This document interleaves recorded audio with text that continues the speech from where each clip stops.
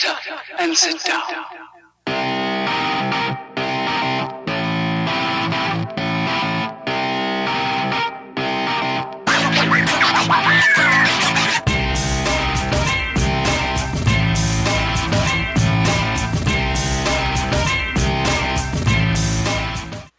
Welcome back, ladies and gentlemen, to Off the Ropes. I'm your Mang Kane Super What Snooker, and I'm brought my good partner in crime from Nolans, Comet the Faded Saint. Now, before we get going, I have something I have to confess here. Well, it's not really a confession, but I have to address to Faded Saint over here. Faded, I know that you've been trying to help me out with my antipsychotic meds and everything by getting them through Amazon because it's cheaper over there apparently because I can't get it over here where I am at. But your special commemorative Steve Weiser beer apparently was given to me instead of my antipsychotic meds. I just want to let you know, Pappy Snooker took it.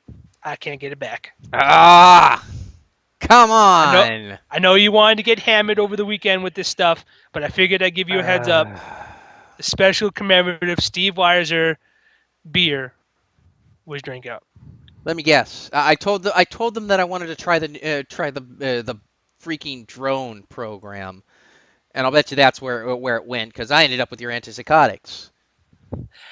That explains why I was asking for Satan over the weekend. I Yeah. didn't have my antipsychotic meds. You know how it works with me here over in the parts unknown. I can tell you this much: it gets very unknown very quickly when I don't have my meds. But Well, Thank God Jackie had a spare. She had it in '84, and she said it was for emergency onlys. She says break for case of stupid, and of course I went stupid. thankfully, I've got them on the way. Don't you worry about that. So, Thank God, because then we can just go ahead and start with this show here. Sorry, like I said, folks, about that, but I had to address it. It was on my cold shoulder, and I just couldn't get it off me. It was like a big grease monkey on my back, and I usually have grease monkeys on Thursdays on my back, but I couldn't do it this day. But I can tell you this much: when it comes to how we're going to talk today, it's a very special thing to watch a very good pay-per-view. Even better when you get surprises like we're about to discuss today, and that is with Hell in a Cell. Once again, another pay-per-view that actually did a little bit better than just some cut and paste pay-per-view. And I know a lot of people disagree with how we think about it, but we're going to explain why we thought it was great. And what we're going to do this time for our game is 10 highlights on what made Hell in a Cell great. I like But it. I'm going to bring on my main man from Nolan's, Faded Saint Taylor. All right. Well, we as usual were talking throughout the entire thing. I was, of course, getting. I didn't get as drunk this time. Not as drunk while we were watching it, because there have been some of the pay-per-views that we've had to do. I have gotten hammered, but this was actually pretty good. I liked it from the beginning, and pretty much we let's get right down to it because we had our kickoff show, which was basically they were just throwing. It's like, all right, who needs a match here? All right, you guys. All right, you guys are over here. You guys are over here.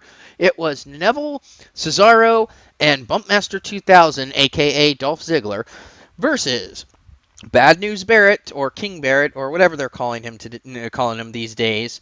Sheamus, who is the Money in the Bank winner, and I'm not sure why he's on the pre-show, and Russell. I'm sorry, that was autocorrect. Rusev. And right off, apparently there's a thing with Stardust and such. I have no idea when it comes to that, but I can tell you this much: when it comes to Hell in a Cell, the pre-cook, as we all like to know from thanks to autocorrect, uh, wasn't as the best as I thought it was going to be. But you know what? What are they going to do with six previous title wrestlers that just they couldn't put in the main card, so they made it into a six-man match? I'll tell you, Cesaro was over. They were. He's always over, sir. He's always over, but he was super over, and I don't know if it was It was because Stardust and the Ascension were over taunting him from the Stardust section, which nothing happened. So that was the thing. Ziggler was there. Neville was awesome. The heels were the heels. I mean, what can you do? The tail of the match was getting to that big swing, which everyone in the audience wanted to see. That's like And- Christmas morning, my man. Christmas morning with that stuff. And It was Neville and Cesaro and Bumpmaster 2000. One, I don't remember actually who they pinned. And I don't care. Um, Very true. In this case, like I said, the pre-cook wasn't as enticing. But we all have to know when it comes to the first draw, we first expectations, of course, that it's the U.S. Open. So we all know John Cena normally is gonna whatever whoever it is, they're gonna get job to him. It's like feeding the meat to the wolves. But we got a special Christmas gift this year, folks. Hell in a Cell got us a little nugget of happiness, especially for me and Faded Saint, because we know how much we don't want Super Cena always winning, and we got that wish. But who, good sirs? Alberto Del Rio. and that was a hell of a thing. I mean, well, first of all, we knew Cena wasn't going to win because the rumors have been he was going to be taking time off anyway. So we know whoever he was going to go up against was going to basically going to walk out with the U.S. title. And we were taking bets before the match, not real bets, but we were sitting there. We were trying to figure out who and what was going to be. I think I threw out there Dean Ambrose because Randy Orton got hurt and their match got canceled. Um, we were going for some crazy ones. Never in our wildest dreams did we think Alberto Del Rio, with Zeb Coulter of all people, was going to show up. I mean, he comes out, he gets right to business. He doesn't do his normal to her. I'm John Cena. Here's my stick deal. He gets right to business. The Jack Swagger's Real American music hits, but then Coulter comes out and it's like, oh, it's gonna be Jack Swagger. They swerve us. Del Rio came out. Nobody saw it coming, and it was just Even I, and, I actually, to tell you the truth, Fade saying one of the things I did say was it's either going to be Samoa Joe or Jack Swagger.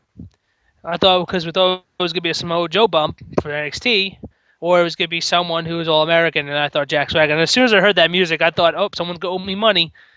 Nope. Well, my choice is, for those of you who were keeping track, is I actually went out and said that it was going to be either Dean Ambrose or Tyler Breeze, or as we refer to him, Dolph Ziggler Jr. Um, So ironic too, because the Saturday, the SmackDown before Hell in a Cell, he started doing a little feud with Dolph Ziggler. That's hilarious. Well, we're going to get to that one after the break. But basically, it was vintage Alberto. He has never looked better.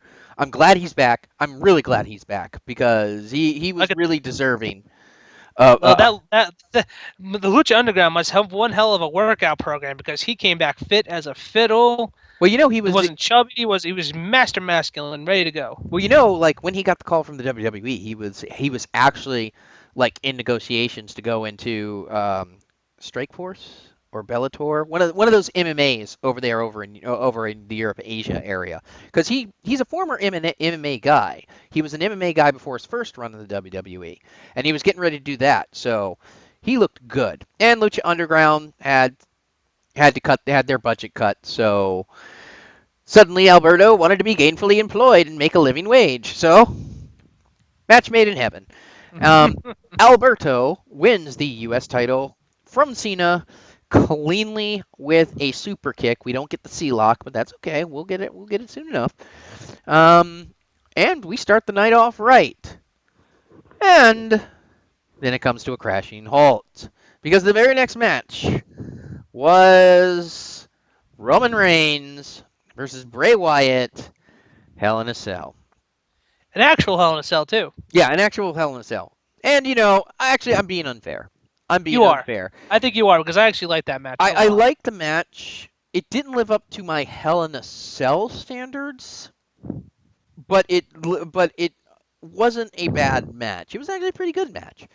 It's just, having watched Hell in a Cell as long as I have and you have, we come to expect a certain level of violence.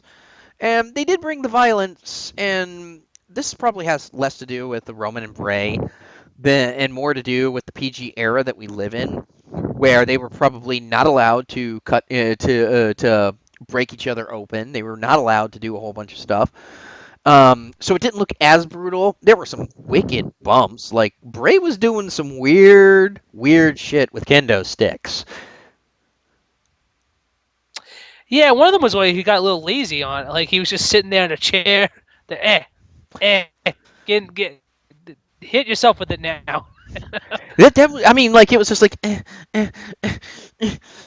like, like Bray. I know you're not like bodybuilder guy, but I mean, Christ, man, you can at least stand up when you're gonna hit a guy. Like, don't Very much.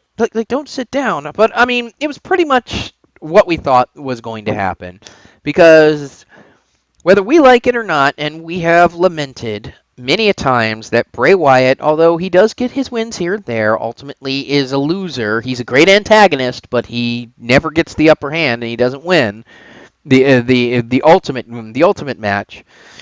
And Roman beats Bray in the Hell in the Cell, and apparently that's the end of that, I guess, or something.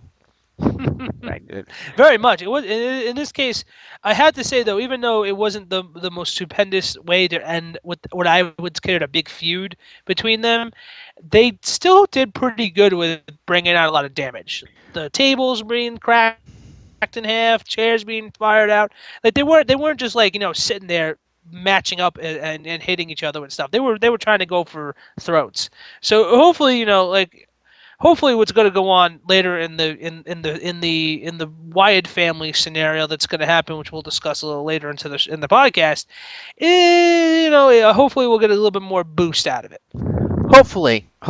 I will say this. I can sit there and I can say it wasn't great for Hell in a Cell match, and it wasn't a great ending to a feud. It was a hell of a lot better than that damn I Quit match where we coined the term getting Rusev, and it was a hell of a lot better than that freaking chain match that Cena and Rusev traded earlier this year. Very much. Let's not talk about that again. That's not where we're gonna. Or from now on, we're just gonna. When we need to talk about those two matches, we'll just say Rusev, and that'll be the end of it. You know what, Faded Saint. I feel like I need to be in a better mood right now, and I think I'm gonna be in a much better mood because we're about to talk about the best tag team faction, best match of the night kind of scenario in Hell in a Cell. I kind of feel like I'm hearing the power of positivity going through you. I think I have unicorn magic. I think you have unicorn magic as well, because I mean the next match was challengers the Dudley Boys versus minus Xavier Woods because he was injured, which is wrestling speak for he got married over the weekend and got the week off so that he could go on his honeymoon. But we'll go with injured. Good for him though. Yeah, good for him. But the New Day champions. And, well, this was one of the best matches of the night. You Very know, much. it was the New Day continues to be the best part of the show. They can't help it at this point. They're so good. If you guys who are listening here have the WWE Network, go right now, stop the podcast. We'll wait. We're right here. We're not going anywhere. We're here for you guys. Stop the podcast. Go there. Find the table for three with the New Day. We may have said this last time, but now we're saying it again. And just look at that and just listen to that. These guys are so entertaining, and they have booked them so strongly over the last couple of weeks. It's amazing. I'm so happy that they have found their niche, that these guys are interesting again, and I hope they keep it up. And because the New Day is so good, I can't even be mad at how this match ended. I can't even be mad. I want to be mad. I want to be mad because the Duds are my boys. The Duds are your boys. Mm-hmm. But New Day, just Kofi and Big E, somehow, some way, through sheer chicanery, managed to pull out the win, and they beat the Dudley Boys. And I see more Dudley Boy New Day matches in our future, and I'm also noticing a trend. And stop me if this doesn't make sense to you. But it seems like every time they make a deal out of somebody breaking some title record, like John Cena when they made a deal about him getting 16 and tying Ric Flair, and in this case when they made a big deal out of the Dudleys getting their 10th WWE tag team title, reign, they always lose. Something always happens. Very much, and I think it's because they just want to. I think they just want to reel in the draw more than they want to have them give the actual victory. But let's face it, we don't want Cena also being the 16-time world champion. Not really. I mean, it's gonna happen. It's going to happen. I have no doubt in my mind they're gonna do it. I'm hoping they don't do it. They don't kill Seth Rollins while doing it. And I mean, just generally, what's going to happen because they want to build John Cena like that, and they want him to have that caliber of Hall of Fame. And it doesn't hurt that Ric Flair has gone on record as saying that he doesn't mind. That he Well, he loves John Cena. Oh yeah. As we have mentioned here on the podcast before, John Cena is indirectly responsible for one of Ric Flair's divorces. So, yeah. But back to the match. Do you have any other impressions of the match? Not really, because you know what it is? Well, actually, I do have one thing. I love how it was a really good traditional heel style way of victory. They try to pull off the Eddie Guerrero move by making him think that Bubba Ray hit him, and also the fact that they still use the trombone as a sneak shot for the victory win was just beautiful for a traditional heel tag team faction. And this is coming from your 36-time IWA Tag Team Champion here.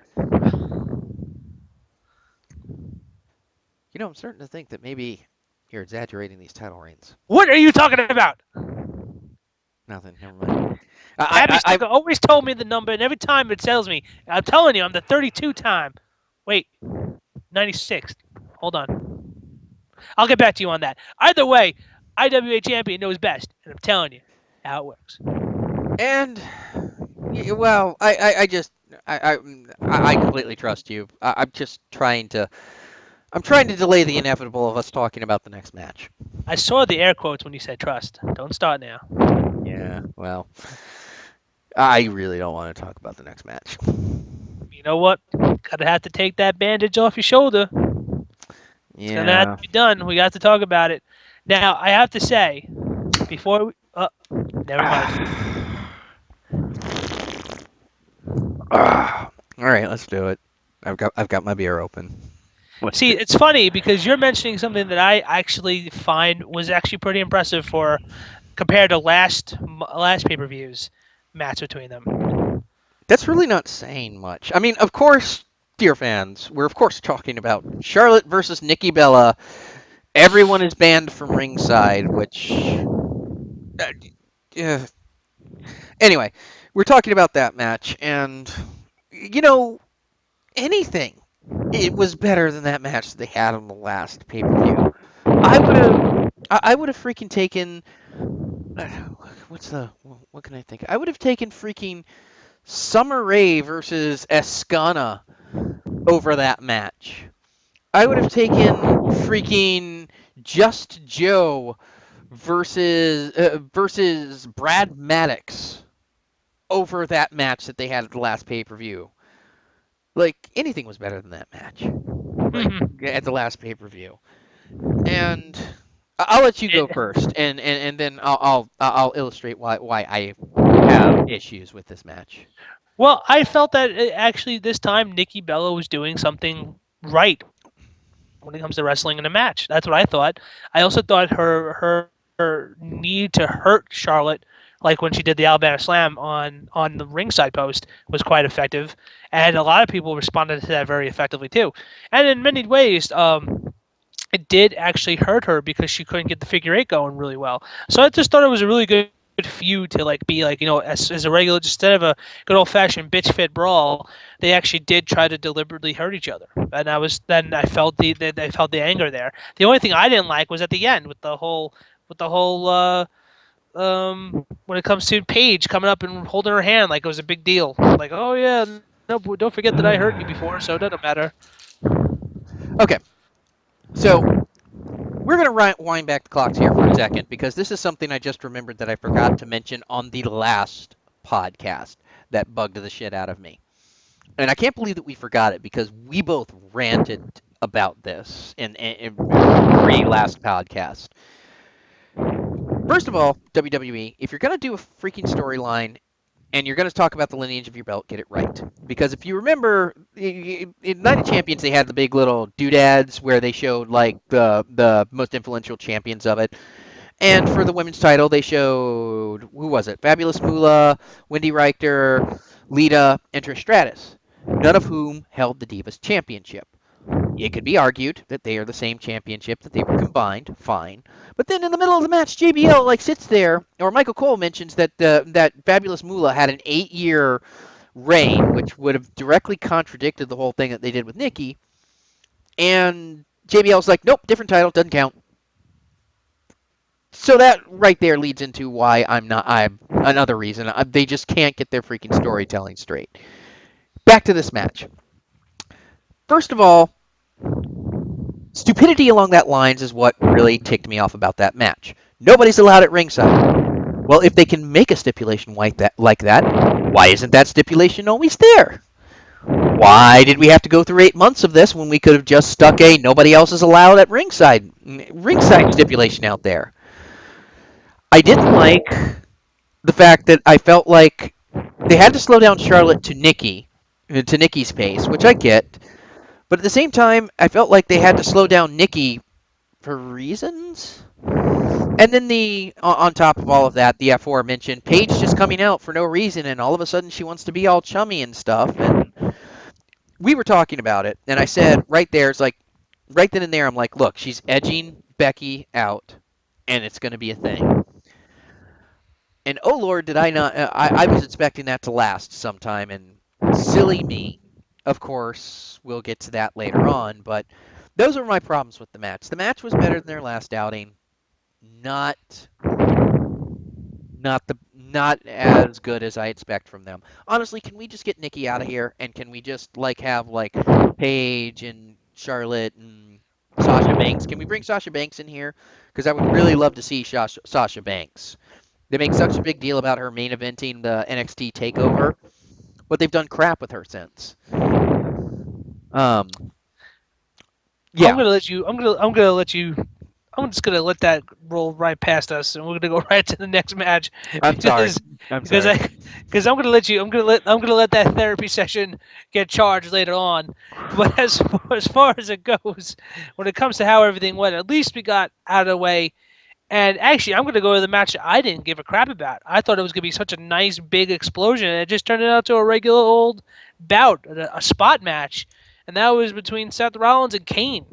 A mid-card world title match, by the way, of all things, and the fact that it was just, I don't know. As a matter of fact, are you sure that happened before Kevin Owens? Oh yeah. That's even worse. How does the World Championship match get postcarded from the Intercontinental Championship match? I'm guessing they were expecting it to be more exciting than it was, and they wanted a palate cleanser.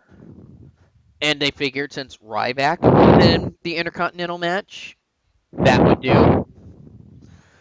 So there's that. But so I thought the match was okay. I liked it. It highlighted Seth. I was shocked they let Seth go over clean. Really? I was shocked. I think they're trying to make him a face eventually. I've noticed that he's not been hiding behind people like the Authority. I've noticed his matches are actually technical. I think they're preparing him for a face turn. I hope that's where this is going because. And I think they got that angle when they put him in Cena at Night of Champions. I think that's how. Even worse, even SummerSlam. I'll be quite honest. I hope that's where this is going because Seth cannot pull off the cocky.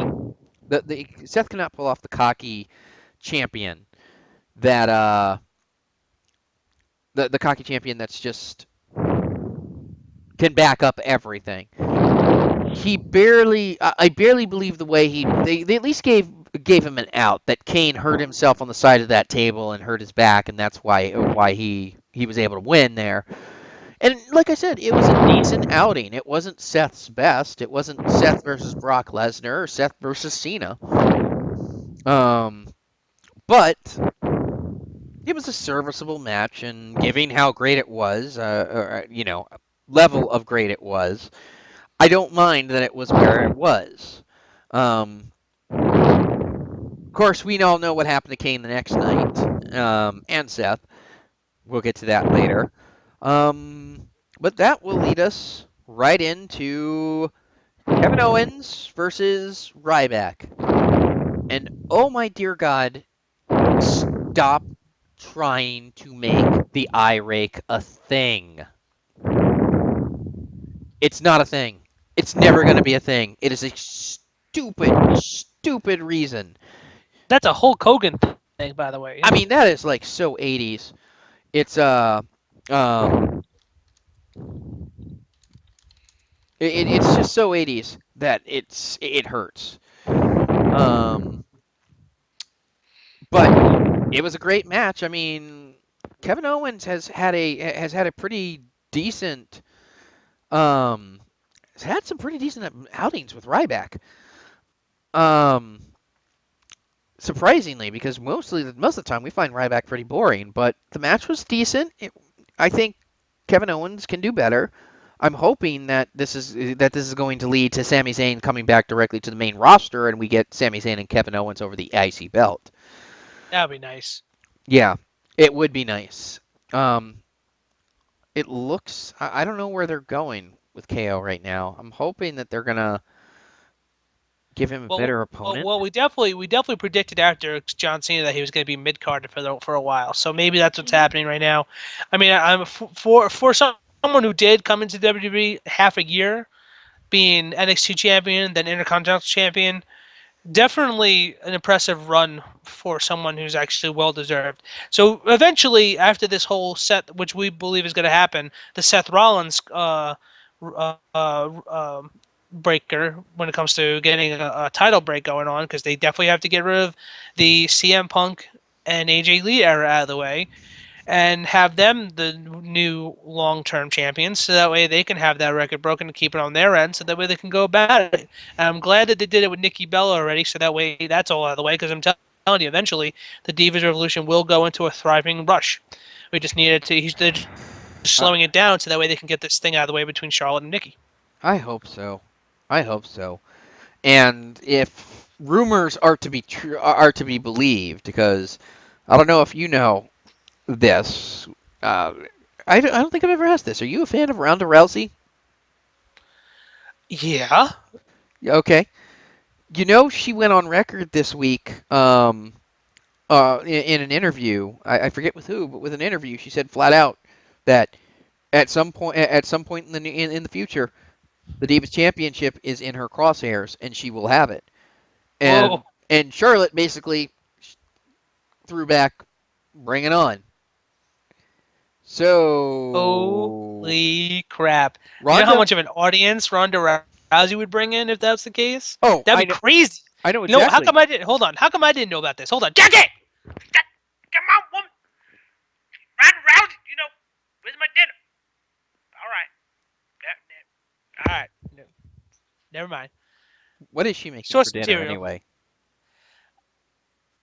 I was talking about the dinner I was supposed to have with Ronda Rousey. She was supposed to have Oh, it for me. okay. But then, what are you gonna do? What are you gonna do? Well, I mean, Ronda has said flat out. Ronda has said flat out that she doesn't see herself doing the MMA fightings into her 30s. I can't really blame her. She's beaten the crap out of everyone, and although I want to see Ronda Rousey in there, this is my one little problem with that. Um, how is anyone going to beat her? Like, how is anyone credibly She, going to be able to beat her? She's going to have to be a. They're going to have to book her like a Brock Lesnar like attraction. which is not a bad thing, by the way. Which is no, She needs, it's not a you know, bad thing. maybe the new Nia Jax, which we'll talk about later in the show. Maybe that's like a good angle for her eventually. But I'm telling you right now, that's not a bad idea for Brock Lesnar. And of course, it'd be even better if Paul Heyman was the advocate for the Beastess. Nia Jax. Oh, Junior Awesome Kong.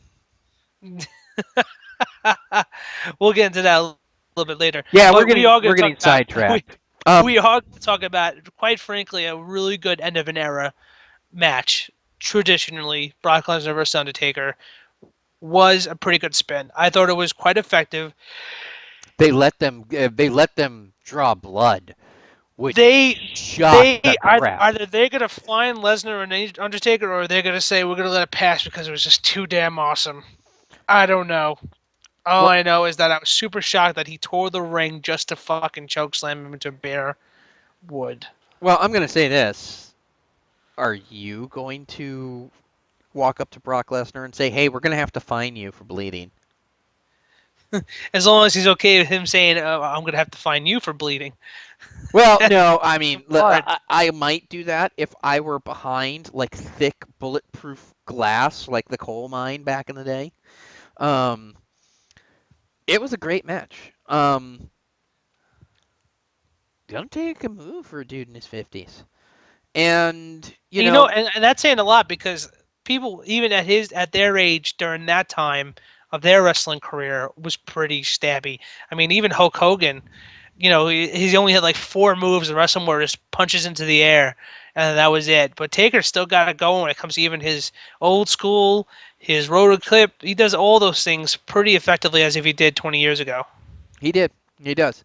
To the surprise of no one, Brock ended up winning the match. A brutal, brutal match, which they both ended up opened up at some point. And I had to say, I felt it was a lot better than even SummerSlam, because SummerSlam, Undertaker looked like he was like some weak-willed just little child half the time. Like, get up, I'm gonna kill you, you're gonna have to. And then they were fighting, and there was just like crying everywhere, and it took 10 years for Undertaker to do a move. This one was back and forth. I think the problem with SummerSlam is because we were both on board with the SummerSlam match right up until that stupid ass ending. And that stupid ass ending really just killed it for the I know killed it for you, and it definitely killed. We were both sitting there. What happened? This was definitely a good end to this. Brock gets the win, leaves, and then as the Undertaker's getting up and is getting ready to leave, pregnant freeze frame, followed by the Wyatts, all of the Wyatts. Coming down en masse, jumping Taker, and then carrying him off. Now, Like Jesus. there are some going theories as to why this happened. Number one is that this is going to feed into SummerSlam. Number two is that there's some kind of vampire cult thing going on here, and eventually we're going to go all True Blood with the Wyatt family. Number three, I do believe you're talking about Survivor Series, not SummerSlam, right? Yeah, that's meant Survivor Series. Yeah, that's what I meant. Number three, as my brother so poignantly pointed out, they were afraid that the Undertaker was not going to be able to walk again, and so they contrived this just to get an effective way to get him out of the ring without him losing cred. That's actually pretty good. That's a pretty good idea. That's kind of like the fan theory from Battleground when we thought Seth Rollins Shazammed into the Undertaker.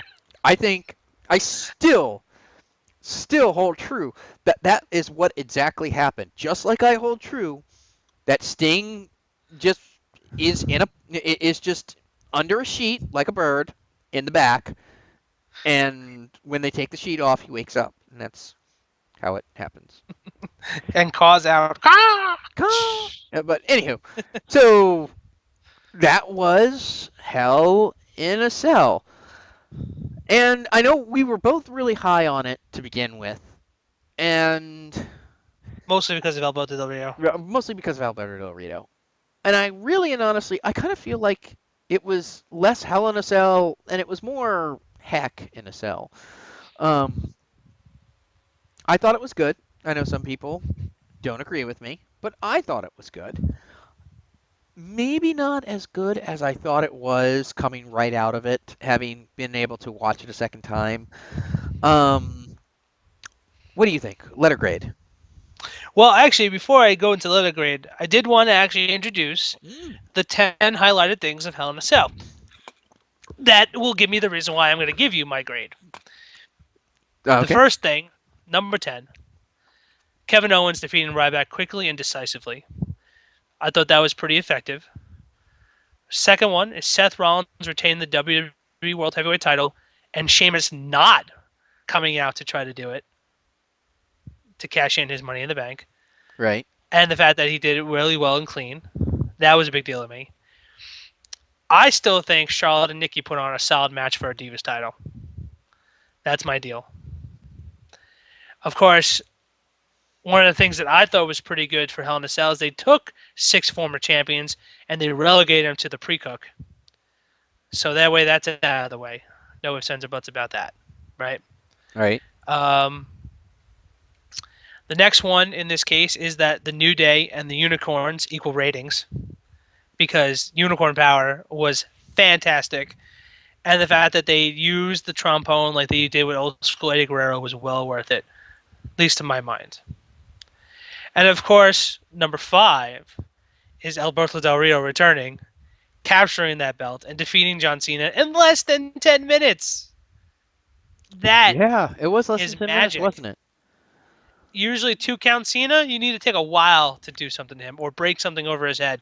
No, clean, hardcore, and faster than Kevin Owens. I mean, let's be honest here. I mean, John Cena is the guy who sets his alarm at 1:59 so he can kick out at 2. So Another highlight, of course, is them using Survivor Series as the whole commemorative Undertaker being 25 years in the business. yeah, we did. So announcing it early was pretty effective for Hell in a Cell, just to draw in the Survivor Series hit. So Yeah. if people were worried, they were going to do that. The other one is finally having an end of an era with Roman Reigns and Bray Wyatt. The feud is actually done with, and it looks like he's moved on to better pastures. So that was a big help to know that Hell in a Cell was the end of that. Until next year when Well, I could tell you this. I could tell you this. Number 2 was definitely the Wyatt family paying their disrespects to the Undertaker coming in at the end of the night. That was nuts. Mhm. And of course, the best part of the whole night, Brock defeating the Undertaker in a Hell in a Cell, ending their rivalry in blood. Yep. All 10. All 10 reasons for me to give this one an A. Well, you know what? Yeah, A. Originally we were talking about giving it an A plus.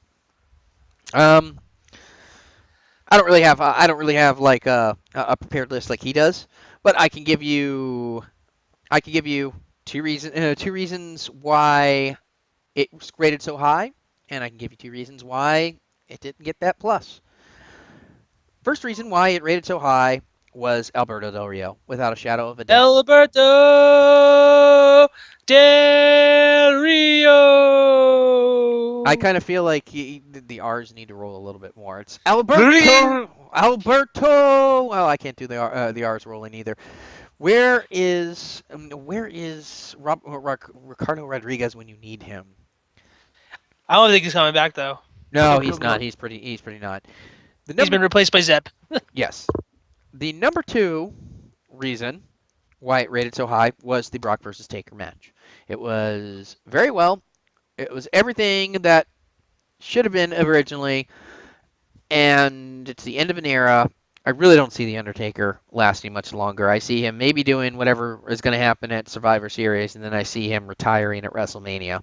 I would be shocked if he didn't go into the Hall of Fame this year along with Michael Hayes. 2 reasons it did not get the plus. Reason number 1. Charlotte and Nikki. I'm over it. Give us someone who can actually work. You go from 30-minute Iron Woman match to that. I'm sorry, guys. You didn't live up. And number 2. That actually could be said about most of NXT. NXT, WWE doesn't live up to NXT standards at all. Not even a little bit. Like, it's not even close. Yeah. Number 2, as to why they didn't get so high, was sadly the Roman Bray Wyatt match. Like I said, it was a fine match. I just think they could have had just as good a match if they just said, "Oh, no hold bars," and they didn't put the cell in there. That's just my humble opinion. But I'll go A. A seems fair. And with that, it looks like we're ready to go into our break. Um, we've got something special for you during the break this time. But when we come back out of the break, we are going to talk Raw. We are going to talk NXT, and we're going to continue one of our favorite segments somewhere down the line. So we'll see you on the other side. See you in a moment, folks.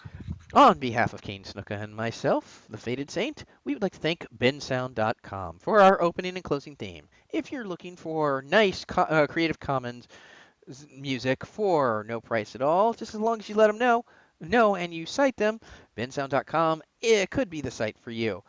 Now, we've got a treat for you because we've been raving for weeks and weeks and weeks about how much we love the New Day. So we have found, or we have searched out the internet, we have found a mashup of all of the New Day's themes, their individual themes, their collective themes. Once again, Daily X-Man is the one who did all of this. This is I Need 5 New Days of SOS. Enjoy. It's a new day, yes!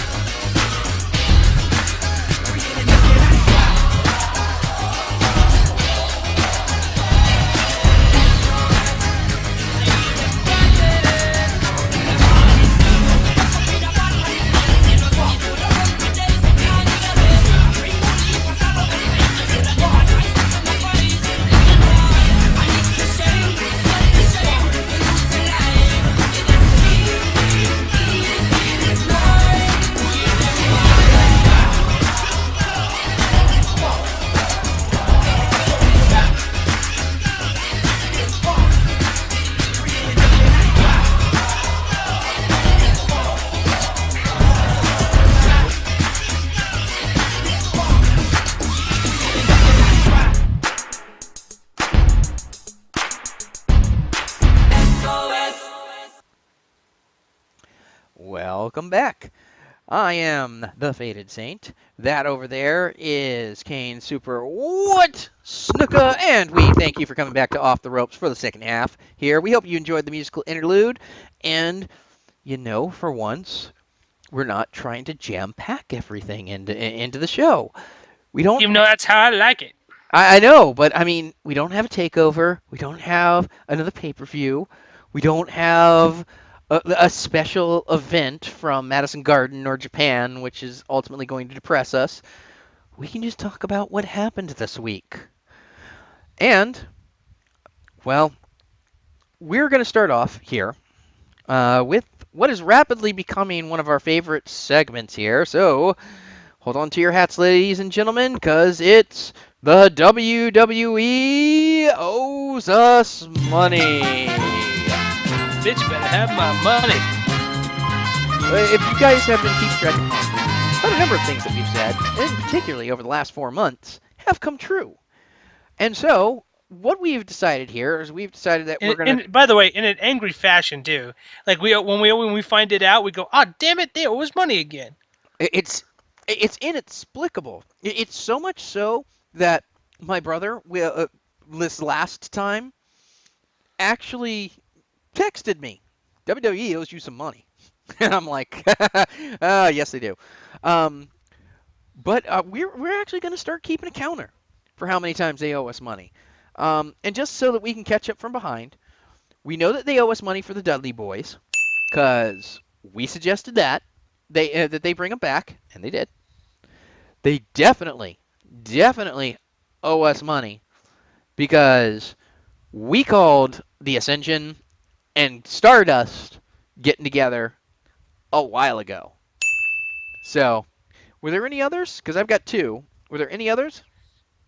To be honest, if we go back to a couple of our podcasts, we probably have had a lot of predictions that happened in fruition.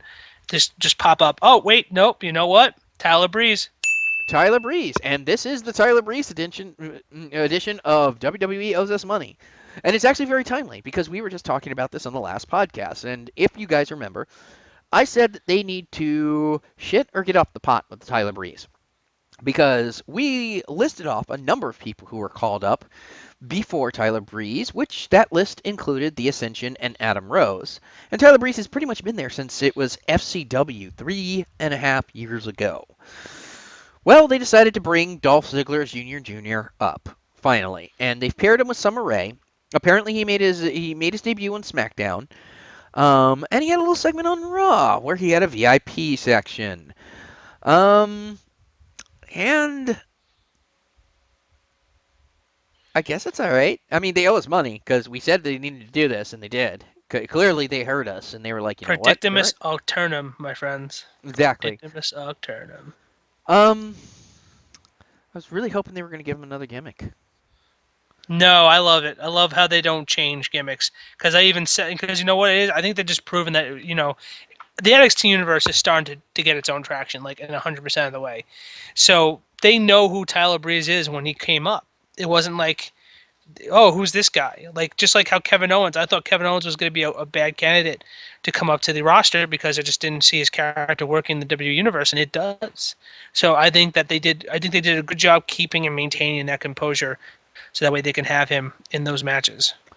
Well, the only reason why I said that is that he can only take this Prince Pretty and, you know, defeat all the Uggos things so far.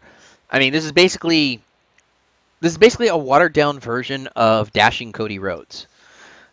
And I don't know, maybe he can make it work. I hope he can. He's a very talented dude. I just kind of wish they had gone another direction with him, or they had tweaked it a little bit, or given him new entrance music or whatever. I can't stand selfie sticks to begin with, so that probably has something to do with it. But you know that was prevalent on Raw. They are definitely throwing him into a Dolph Ziggler feud, which is gonna get confusing when they finally lock up. I think the moment they lock up, we're not gonna be able to tell which one's which. That's gonna be scary for me too. It's gonna be like Goldberg. It's gonna be like Goldberg versus Stone Cold Steve Austin. In terms of the fact that they were both bald guys with black trunks. Yeah, there's a small distinction. Ironically, Dolph Ziggler and Prince Pretty don't really look too far different. No, they don't. You know, I mean, let's face it, Goldberg was a broad dude, but Tyler Breeze and Dolph Ziggler have the same body build. They have the same body build. They have the same stupid ramen noodle hair. About the only thing that we're going to be able to do to tell their difference is the stupid furry tassels on Tyler Breeze's boots. I thought they're cool. I think they're silly. I've never been a fan of tassels. I've never been a fan of anything that your opponent can use to grab to trip you up. It just seems like a poor tactical choice. Fair enough. But obviously we were talking about Raw, and you know what? Let's just go ahead and let's rip this Band-Aid off. Let's just rip this Band-Aid off right now. The good guys, the faces of the Divas division, are stupid. They're stupid. They're stupid. Now, I say that in terms of the way that they're booked. I don't think that Charlotte and Becky Lynch are actually stupid. But dear God, does it not feel like they realized how badly they fucked up with the thing last month? And so they had to at the end of Charlotte's match at the pay-per-view, they had to like throw that crowbar in. It's like, let's get Paige back in there and then let's redo it. We're doing it again. We're going again, everyone. We're going again. I would have thought they would have at least waited like a week on that, but no, they just pulled that I'm Paige and I'm Lucchese thing, just like straight out of the box again. And I'm just sitting over here. It's like, can we get some Sasha Banks? Can we have some Banks in here, please? Can we have Get some Banks in here? I made the joke last time, but I'm dead serious this time. Do you remember when Team Bad was a part of the Divas Revolution? I don't even know who Team Bad is anymore. I mean, it's like they made like SmackDown. Was it SmackDown or was it Raw? It was one of the pre-pay-per-view shows. No, it was the SmackDown directly. No, it was the Raw directly after Takeover, where they made a big deal out of the Sasha Banks being a part of the Iron Woman match, and we haven't seen her since. We haven't seen her. We haven't seen Naomi. We haven't seen Tamara. We haven't seen. Then again, not seeing Tamira's not a big deal. Again, I think that she's.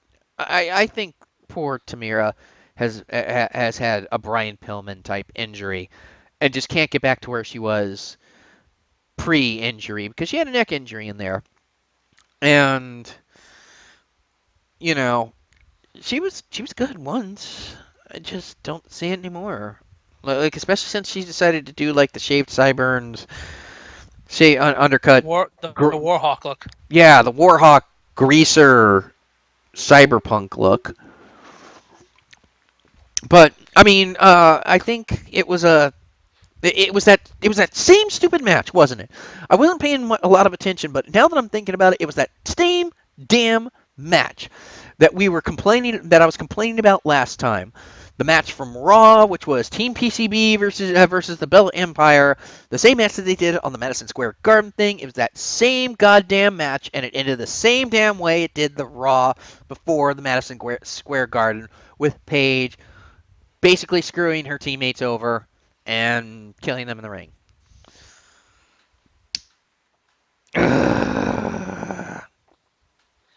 Breathe, my friend. Breathe, my tasty friend. I need another beer. Yeah, it's over there. I don't feel like getting up. Anyway. That must be troubling you if you can't get up. It killed. Let's go to somewhere else because this is gonna kill my mood because this killed our mood last time. So brief interlude here. The theme of Raw was, as you know, oh, I'm sorry. Did you have anything to say about the Divas thing? Like, I'm totally blowing right by you, man. No, I'm just gonna bill you for the therapy lesson I'm getting right here. Okay.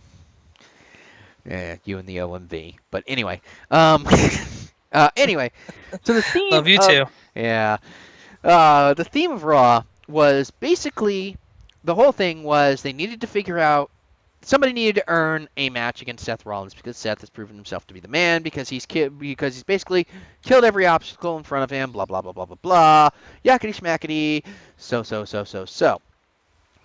the idea was that winners from the night before were going to get a chance to compete, and at the end of the night, they were going to have a fatal four-way.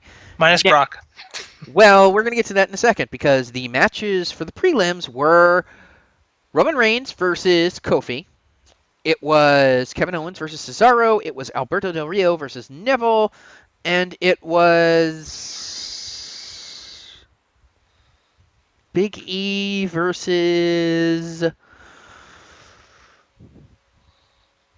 Goddamn, who was it? Like, seriously, who was it? Take your time. Think about it. Come on. Big E versus Dolph Ziggler, of course. There you go. How could I forget that? He's the best at what he does. He's the best in the world at what he does, and what he does is take stupid bumps and lose matches. And Tyler Breeze was a part of that as well. Lose important matches. Military matches, he still rocks. I don't count it if he doesn't get the pin. Cesaro won the match of the pay-per-view.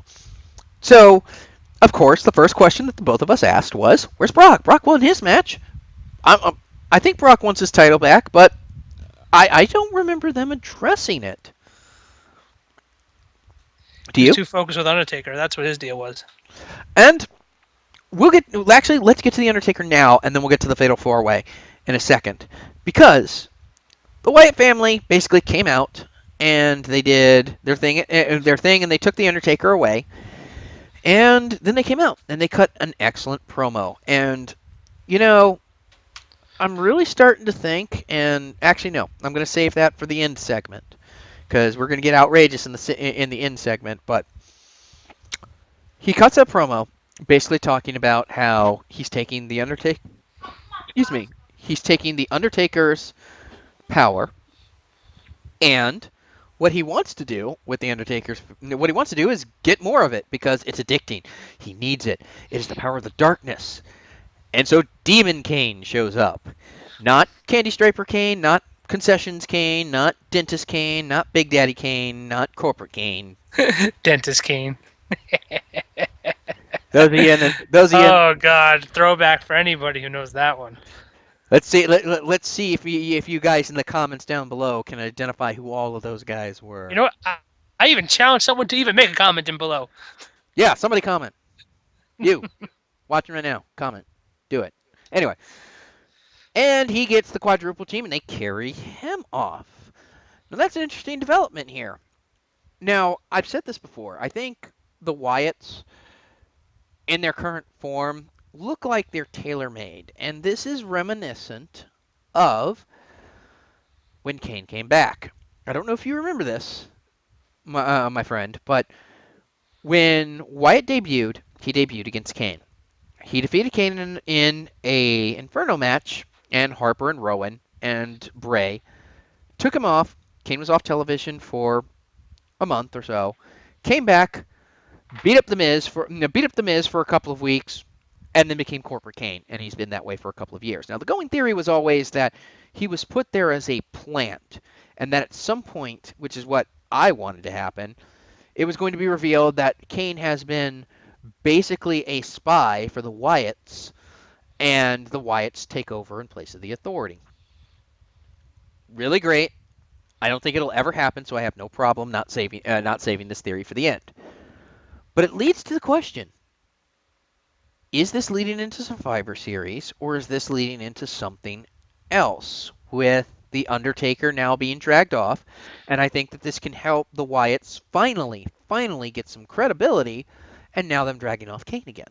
What do you think about what's going on? Tell you the truth, I actually don't. I'm really hoping there's a Brothers of Destruction thing going on because he took off Undertaker, then he took off Kane, and they're gonna need more power. And I feel like they're gonna escape with that power and have the Brothers of Destruction one last time before Undertaker retires officially. I hope so. Because I mean, Because they definitely let go of Demon. If Demon Kane's the only one running around now, it's all fair game for him. I really and honestly hope that's the case, because I think on the way out, the Undertaker could do a big favor to the Wyatt family, but more in particular Bray Wyatt, to help him out in general as like the next generation of darkness. Passing out the torch kind of thing. Exactly. Now, with that said, that brought us to the Fatal 4-Way. Spoiler alert: Roman Reigns won. Alberto Del Rio won. Kevin Owens won. And was it Dolph Ziggler? It was Dolph Ziggler, wasn't it? It was Buttmaster. Damn it. Oh, well. Well, they were the Fatal 4-Way. And this Fatal 4-Way match was no joke. It was a good match. It was a damn good match. I liked getting to see Kevin Owens and Alberto Del Rio work together as a tandem for a little bit. I liked watching them fight even better. Oh, I could go for some Del Rio versus Owens matches in the future. I would like to see title for title. That'd be a nice one. Now, I feel it behooves us to point something out here. Now, we complain quite a bit about the matches that they fool us in, and I didn't go into the stick at the beginning of the show because yes, on the pre-show they fooled us again. They fooled us into yet another Ziggler versus Russell match. Damn it! And the reason why we hate They love us. But they love it. But I mean, the reason why we hate that match is because we've seen it so many times and it doesn't work. It doesn't work. On the other hand, Ziggler versus Alberto Del Rio, which we got a taste of in this match, I could watch all day because Ziggler and Alberto just have a chemistry, and they tore it up over the big gold belt last year and the year before that. They were so good, and once again, when they had their little spots together in this match, oh, it was so good, so good. But you know who they're grooming to be the next Superman. You know, do we even have to tell you guys how this match ended? Because I'm sure you know. I think that's the whole point of the show. I don't think they're here for us. I think they're here for news.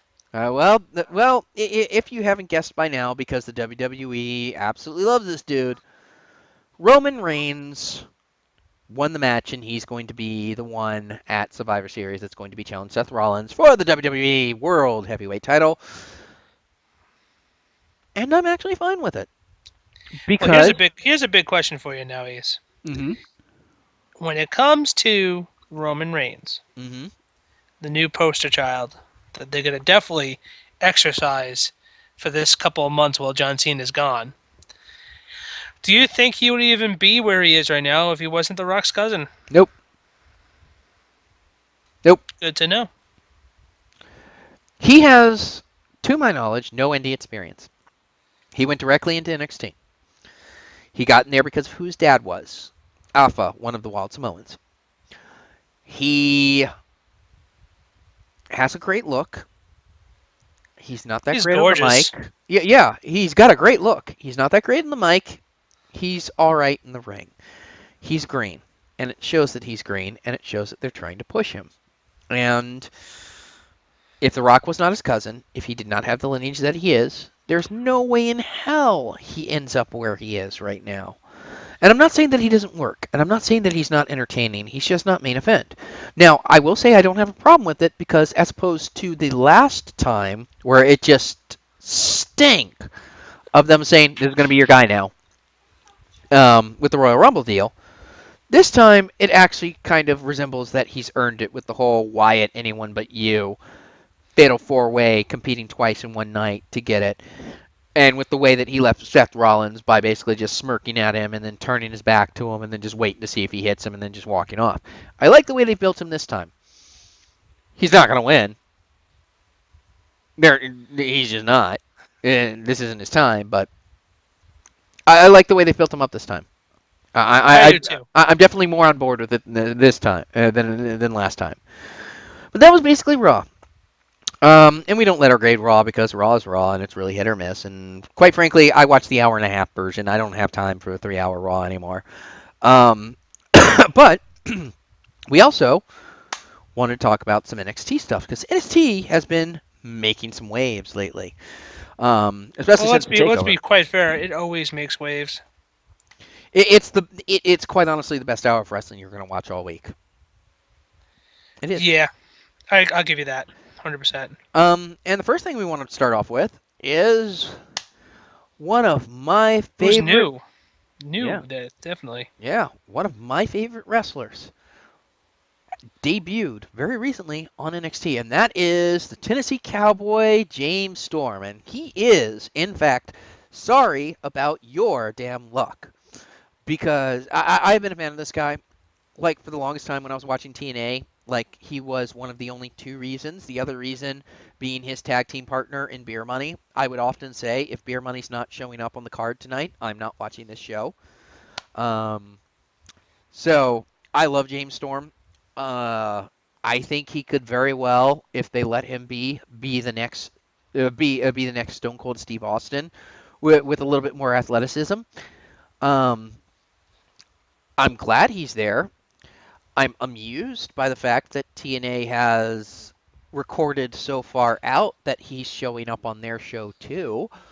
But I mean, this is the same company who has not updated the roster on their website. They're still listing Bubba Ray Dudley as on their roster right now, and he hasn't been a part of their roster in 3 months. Oops. TNA is going to be a smoking crater in the ground by the end of the year. I swear to They God. just draw back and become Now, Just a sweet, just straight indie, no TV. Exactly. I don't even think they're going to make it. I think they're going to go bankrupt, to be quite honest, because Destination America is throwing them off the air. Do you Is know that what official? I mean, they haven't renewed their contract at the end of the year. So at the end of the year, just like that, what happened with Spike, they're on a week to week, and Destination America can say at any time you're gone. I mean, do you know what Destination America is? I don't even know there was a place called Destination America until you mentioned it. Exactly. Now, I want to ask you this, because I've been a longtime fan of James Storm. Have you heard of James Storm before he showed up on NXT through other means besides me? No. As a matter of fact, I don't even know who that was until you and I both know my indie card powers is not as good as yours. So knowing that just would not be surprising to me. Um, the only time I follow anyone is if they are on NXT. So if you're like, "Who's this guy?" I'm like, "Oh, he's been on NXT," and I'll tell you all about him. Anyone outside of that, I try not to fray into, especially since I don't even know who Destination America was, so I wouldn't even know where to look for TNA. Destination America, by the way, is a offshoot Discovery Channel which like is in like the 900s or something on your cable provider. Like you really have to dig deep to find it. So as a follow up, I want to ask you that. You need to find Jesus in order to find that. If you go to jail if you want to find Jesus, a lot of people find Jesus there. Anyway, anywho, my next question, kind of a follow up question, is since I've been a big fan of James Storm for a long time. This was your first time really getting to see him wrestle. So what were your impressions of him, having just maybe heard my hype and then getting to see him like in a ring? Like it was a throwaway match, I'm not gonna lie. Like he faced off against John Cena clone jobber number 43. What was that guy's name? That is the whole point. Was it Ty Dillinger? It's always Ty No. Dillinger. It was either way. It was Ty Dillinger with another name and another look. It and doesn't possibly matter. body. When it was so bad, he didn't even have an entrance. So that's all that matters. But I gotta say, his finisher was beautiful. The 8-second ride. Yes, I like it. I'm a big James Storm fan. I hope he moves up really quickly. So we get to the next thing, and you brought this up, and I kind of gave my things up, but this is the second time that we've kind of met Nia Jax, and we kind Nia Jax. I gotta say, for a while now, I thought Nia Jax was kind of like how the Power Rangers introduced the White Ranger, where everyone thought it was gonna be a new guy, and it turns out it was Tommy in a White Ranger uniform. I thought it was Chyna in a fat suit. The first time I thought we were going to see Nia Jax, the way she was talking on the thing. And to tell you the truth, to my disappointment, not that far off. A big, large Samoan who can literally just be a power tank. I have to say, if it wasn't for the fact that she's the Rock's cousin, I think you've got some rockitis there in your throat. I do. That I'm not quite sure how effective she is, because right now, so far, her matches are pretty slow. She reminds me of a slower Awesome Kong, which is why I made that joke earlier, Awesome Kong Jr. Somebody over at NXT has got to get her a better wardrobe. Like that first wardrobe that she had did her no favors, and they tweaked it a little bit, and this also didn't do her any favors. Like, really. Like, it was hideous. Like, I think you made the joke pre-show about her looking like the Super Shredder almost. Oh yeah. And they're finding the tiniest girls on her on their depth chart to put her up against. Not that impressed with her. No. Um, And it comes far for me, because I really enjoy NXT wrestlers, and the women's division in NXT is phenomenal compared to the women's roster of the WWF. I do. WWE. Ooh, I did the curse word. Word of curse. At least you didn't mention he who shall not be named. You know, I could do that. No, don't. I am that psychotic. Don't you do it. You take your pills. You take your pills right now. Damn it! I was doing so well. But I was doing so well.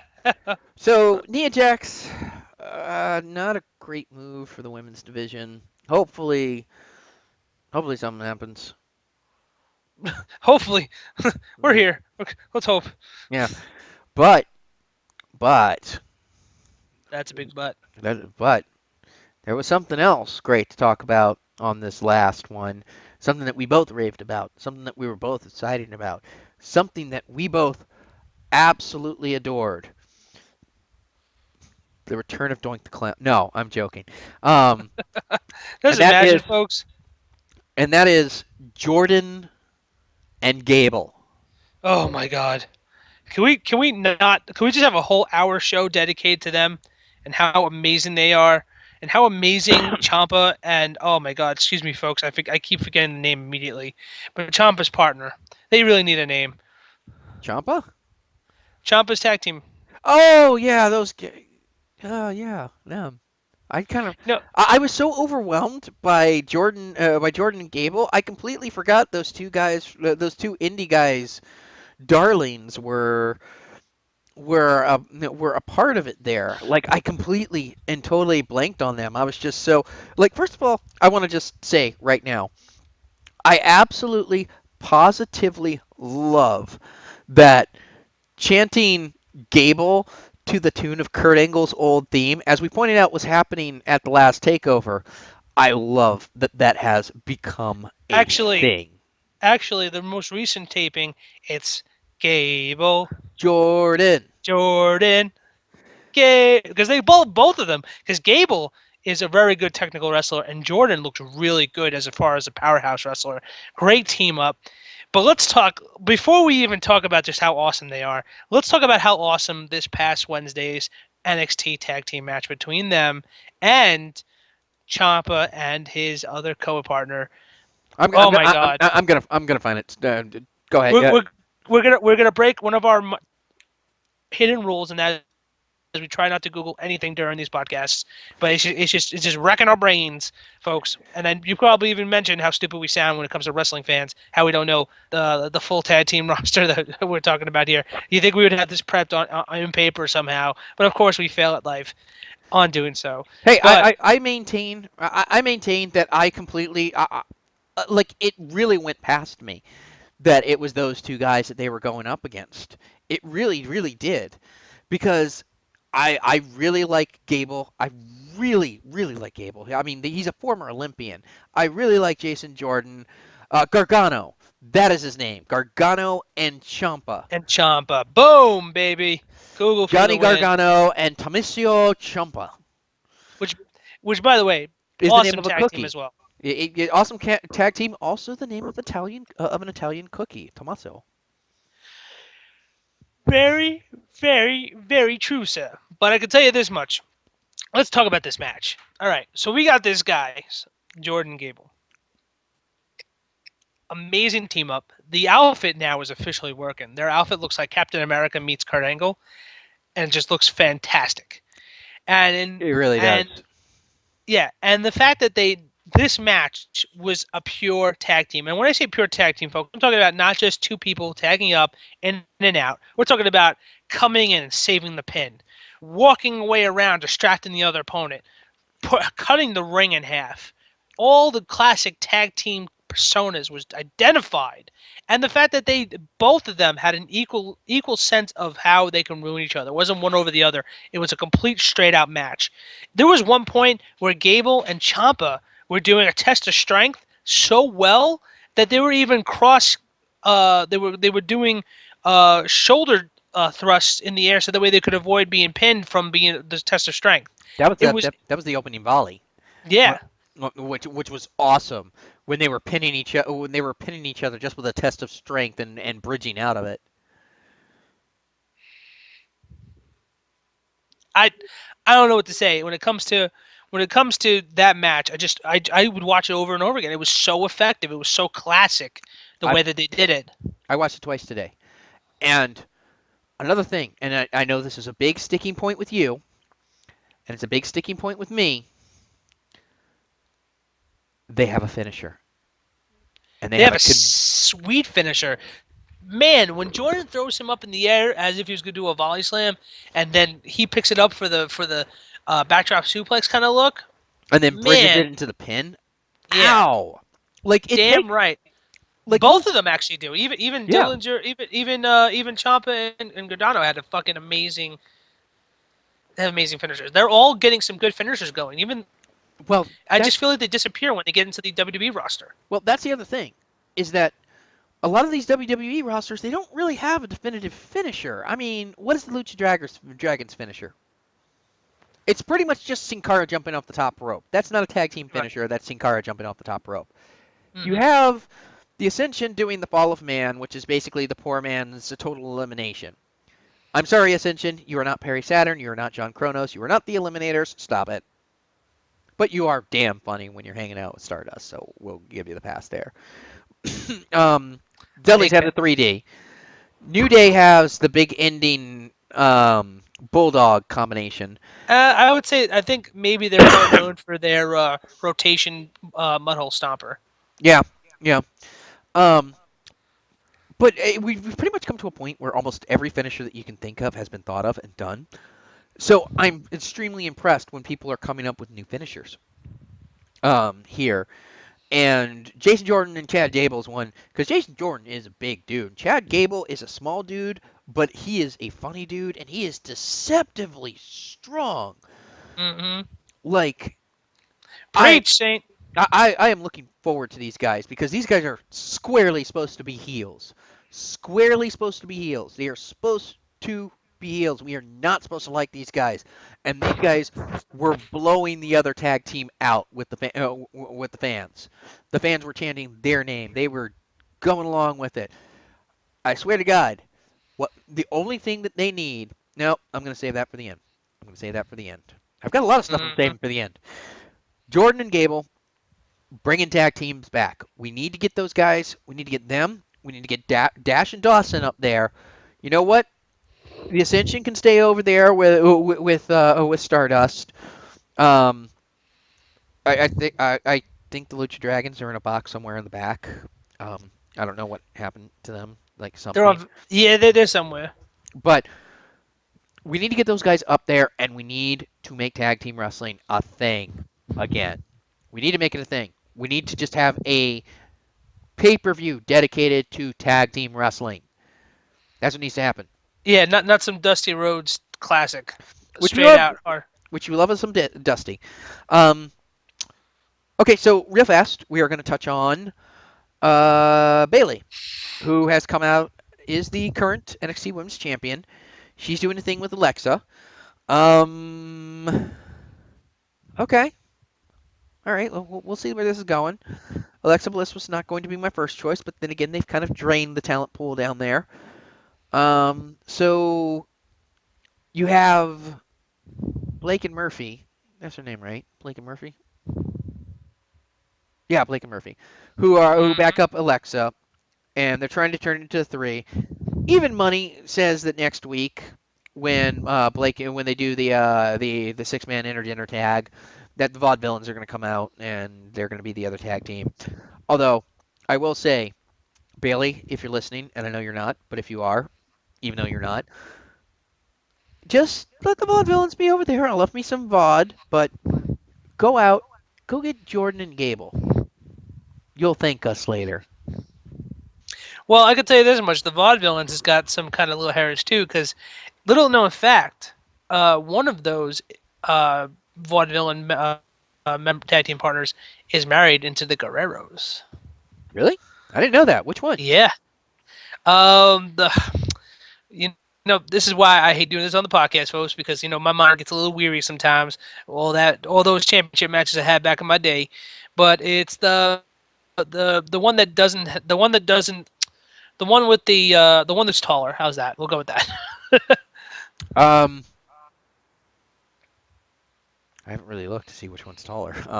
Got it. At least you don't have a wrestling history that's giving you all furry now. Is it the dude with the with the curled up mustache, or the bald No, guy, or the no. guy with hair? That's even worse. The bald guy. Okay, so Aiden English. There we go. English, yeah. All right. Good for you, Aiden English. Eddie Guerrero's daughter, to be exact. Oh, really? Yep. Wow. Good for you, Aiden English. But Bailey and Alexa, what do you think? Bailey and Alexa is going to be an interesting one, especially since Alexa Bliss is just, oh, God, so good looking. And I'm so glad they got her out of that fairy dust costume look and kind of made her a really decent heel. I love the whole her holding her boys kind of thing. And the fact that, she seems to be like the next best thing for Bailey, because Bailey is really good when she's pinning up to someone who really is a dick to her. Yeah. And the Boss did that before they became respectful opponents, before the Iron Women's match, before Brooklyn, where she was like, "You're nothing, you're nobody, who cares about you," kind of thing. That is the kind of good persona that Bailey likes. She likes that whole attitude, and we just love for Alexa Bliss to be destroyed by her in a match. So here's to that. Here's to Apollo Crews. Good luck to him. I know he's not going to win, but I hope he has a great show with Finn Balor. He deserves it. It's a really good setup. Thing is, though, here are we ready for predictions? Are we ready for this? Yes, and we're actually gonna do a little bit different thing with our predictions this time around. We're not gonna be predicting what's gonna be coming up with the next pay-per-view, because this is predictions. WWE owes us money.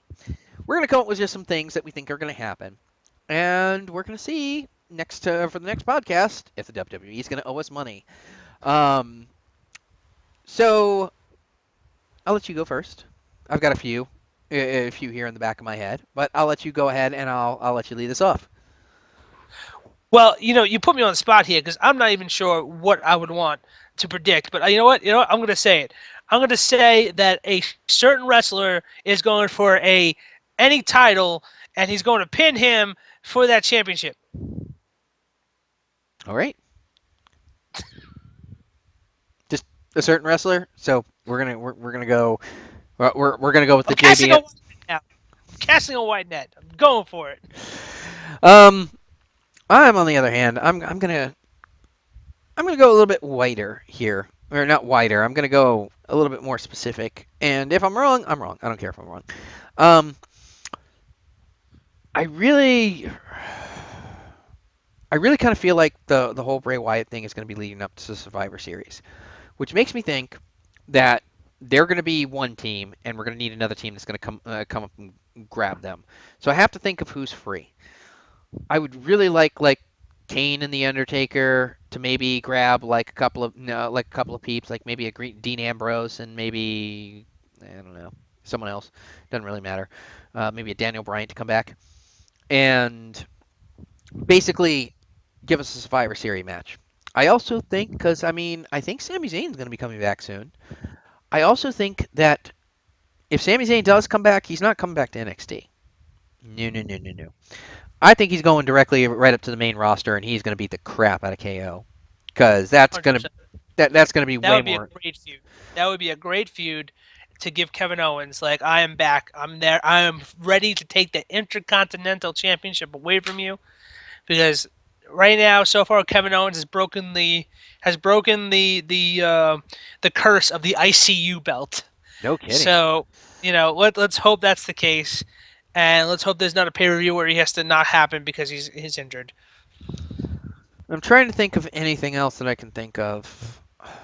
I want to make. Well, I do got some serious predictions. I was just trying to get a little casting out there because how I am. Yeah, I want to make money. Yeah, totally. And, I want that money, so I'll make a cast of white now. But I'll go with I'll narrow it down to a sharp harpoon here and say that when it comes to what's going on, I have a good feeling that we might see more and more independent and older former WWE wrestlers in NXT, and I'll tell you why. I think because NXT is the original way how the WWE used to be when it comes to programming wrestling matches and posts. So, and a lot of the old school guys liked that. They didn't like the whole traveling around everywhere every 5 days, getting somewhere to A to B. And they also kind of liked, even if they did, they weren't a big fan of the whole fact that they may not even be wrestling that night. So, the way that the Performance Center has it going, I'm not surprised that Rhino was the intro of how that happened. That we might see more and more wrestlers come just to give a little bit more spice to the NXT universe to trash onto. Because I think the one thing that's annoying me right now with NXT is that that when they want to job somebody, they literally just throw somebody in the ring, no songs, no nothing. It's just person there, and they say the guy's name, and then they just get mauled for 5 minutes. So having some older guys come in and lose to the ones that they really want to show and shine would be a lot more effective. I agree. I agree wholeheartedly. Um, I'm gonna go out on a limb here, and I'm gonna say sometime before the end of the year, we're probably gonna see Boring Corbin come up. Also, Yeah, he's ready. They already talked about it, so yeah, I'm not surprised. I'm We're not. talking about the next 30 days, so what are we going to see here, Um. Well, Alberto Del Rio needs an opponent. He needs an opponent now that he's got the U.S. title. And they're talking about a new Mexicana. I kind of feel like this is going to lead the way for Jack Swagger to come in and do a brief squash. I'm hoping not. I'm hoping that we can get like Alberto Del Rio with like a Neville or like a Cesaro. But we already know they're going the Stardust route with Cesaro. So I'm thinking maybe a program with Neville should be interesting. Well, I'm hoping that Alberto Del Rio keeps the Open happening. I hope he does too. I hope he does as well, but I don't think he is because that's more of a face thing to do, and he's very clearly a heel here. Um, the only other thing I could think of is the Divas division. They're going to continue to not use Sasha Banks, and I'm going to continue to be angry. That's my Especially prediction. since Sasha Banks is one of the most amazing female wrestlers in existence to the WWE NXT universe. I mean, it's like, again, all of this talent, not going to use it. Why? Because you want to push a stupid storyline that we've probably seen 1,000 times, and we've probably seen Paige do at least 4 or 5 times over the last year. So, but with that said, if you don't have any other predictions, do you? Tell you the truth, I don't really have much. And that's because a lot of the predictions come so natural to us. I feel like we're under the gun now. I feel because of the fact that we've been predicting so many things, like Nostradamus of wrestling, that we're now scared to even predict or even just come or thinking about it now. We should just let it naturally roll out because natural ones gets us Tyler Breeze bumping up. The natural ones get us the Wasteland team of Stardust and the Ascension. So we're just gonna let it roll, folks. We're just gonna let it happen, and of course, what we're gonna do is we're gonna put $250,000 in the corner of our owe us money WWE so far for the 3 predictions that are guaranteed hits that made them money. I figured $250,000 is reasonable because they probably made already millions. So we're just gonna raise the number every time something we say just happens without a trace of proof that already it's gonna happen. Like these things that we predicted weren't like, oh, there's rumors of stuff. These things exactly already exist. Yep. Yep. Well, with that said, that will bring us to an end to our lovely podcast here. We would like to once again thank bensound.com for our opening and closing theme. If you would like to ask us a question, if you would like us to just drop us a comment, you can do that down below. You can also hit me up on the Twitter. I am at Faded Saint. You can hit me up on the Tumblr. I am Kamizite.tumblr.com. If you have any questions for Kane, hit me up. I'll get him to him over in Parts Unknown. And that brings us to an end. And even though this wasn't a super show, this was quite a in-depth podcast we had here this month. It's amazing what happens when they give us enough time to free up, and we're not feeling like we have to pack in like a ton of events, isn't it?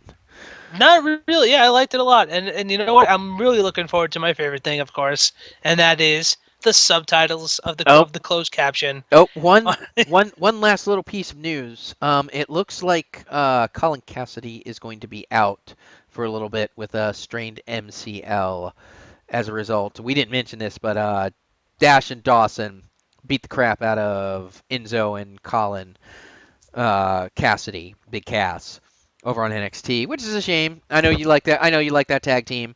It hurts my soul just even talking about it right now. I was hoping you wouldn't say a thing, and of course you did. Yeah, could be worse. You could be Dolph Ziggler. Yeah. Or you could be Russell. You know what? I wouldn't mind being Rusev knowing the fact that I'm about to marry Lana. Yeah. Nice pull, Russell. I mean, You know what? I want to think. You know what? Now that you made me think about it, I want to do a special thanks to TMZ blasting the fourth wall out of that WWE situation by announcing their marriage. Because of that, they debunked the feud between Dolph and Rusev Yes. and the Love Quartet. Yes. And we don't have to put up with that either. Except the fact they've kind of transitioned that onto the Dolph Ziggler Tyler Breeze feud. I'm okay with this. I'm not okay with the cross relationship thing and how we had hot summer. I will say this. This is my other prediction. When Lana comes back, Rusev will get unRusev. At least that's my hope. We talk about face Rusev. Yeah, well, like I'm not even talking about face Rusev. Like Rusev, since John Cena beat the just like stole his powers, has been Rusev, as we call it now. He's just not been good. And so, I think with Lana back, whether he's face or he's heel, we're gonna see a better product out of him because he and Lana are better together than they are apart. They are a better tandem. But with all of that said, because we had to pull it back there for a second, with all of that said, we are going to bring this to a close. I am your boy, Common the Faded Saint. That is Kane Super White Snuka. What? And we will see you on the next podcast. Later, folks.